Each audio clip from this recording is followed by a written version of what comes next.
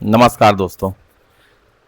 एक आम इंसान होने के नाते, एक जनरल नागरिक होने के नाते मैं अपने गवर्नमेंट, जो भी हमारे प्रदेश के प्रदेश के जो सरकार हैं और जो केंद्र के सरकार हैं, उनसे मैं दो शब्द कहना चाहता हूँ।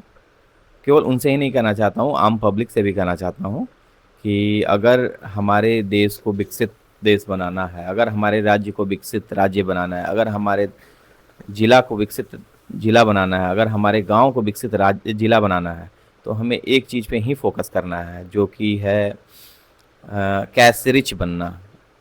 Cash rich in the sense कि आपके पॉकेट में कितने पैसे हैं और कितने पैसे होने चाहिए, क्योंकि आप उधार पे ज़्यादा नहीं रह सकते हैं। हाँ, उधारी होनी चाहिए, लेकिन आपके अर्निंग के 30% से ज़्यादा उधारी नहीं होना चाहिए। अगर आप एक साल में 1 लाख रुपया कमाते हैं तो आपके पास उधारी 30,000 से ज़्यादा नहीं होना चाहिए, तभी आप सफल होंगे। लेकिन बड़े बड़े बिजनेसमैन जो होते हैं, जिनके पास अपने कैपिटल अच्छे खासे होते हैं और बिजनेस को अनुभव के द्वारा आगे बढ़ाते हैं, तो उनके पास लोन ज़्यादा हो सकता है, ठीक है। लेकिन आप अगर नौकरी पेशे वाले हैं, अगर आप आम इंसान हैं, अगर आपकी इनकम 5 लाख से कम है, तो आपके पास उधारी भी 1 से 1.5 लाख से ज़्यादा नहीं होनी चाहिए, जो कि एक बाइक खरीदने में चली जाती है, एक मोबाइल खरीदने में चली जाती है, और आप गुलाम बन जाते हैं।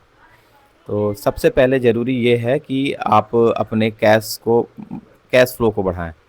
गवर्नमेंट से मेरी ये निवेदन है कि जो भी माइक्रो फाइनेंस कंपनियां हैं, जो कि 50%, 60%, 30% से ऊपर अर्न कर रही हैं अपने इंटरेस्ट से, उनको तुरंत ही बंद कर दें।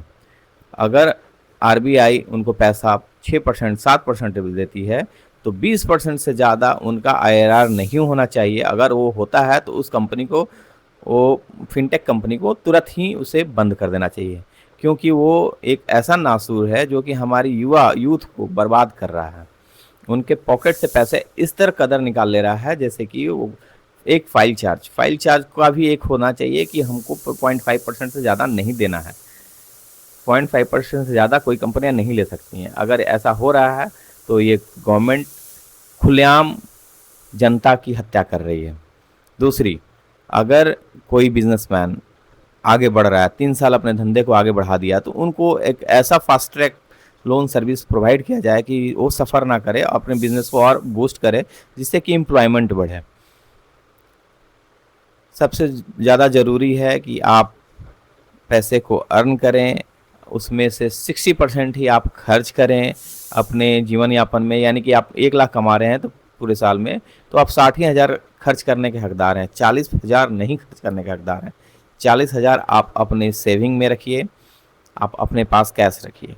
इससे क्या होता है कि डे बाई डे आपके पैसे बढ़ेंगे। हाँ, और ये जो मुनाफाखोरी है देश में, प्रोडक्ट को लेके या इंश्योरेंस कंपनी को लेके, या फिर जो भी है, सरकारी बाबू लोग जो पैसा खा जाते हैं,